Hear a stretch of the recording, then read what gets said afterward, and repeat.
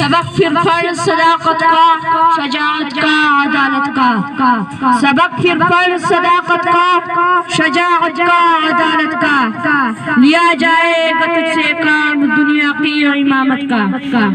آج میری تقریر کا موضوع ہے سائنس کے کرشمے۔ یہ سائنس کا زمانہ ہے، سائنس نے بہت سے حیران کن ایجادات کیے ہیں، یہ زندگی میں انقلاب لے آئی ہے، زمین کا چہرہ بدل گیا، انسان نے فطرت کو فتح کر لیا، اس نے خلا کو قابو کر لیا ہے، پوری دنیا عالمگیر گاؤں میں تبدیل ہو گئی ہے، اس نے ایسا مشین عطا کیا ہے جو انسان ہونے پر فخر کرتا ہے۔ اس کے سائنس نے بہت سے ایجادات کیے ہیں۔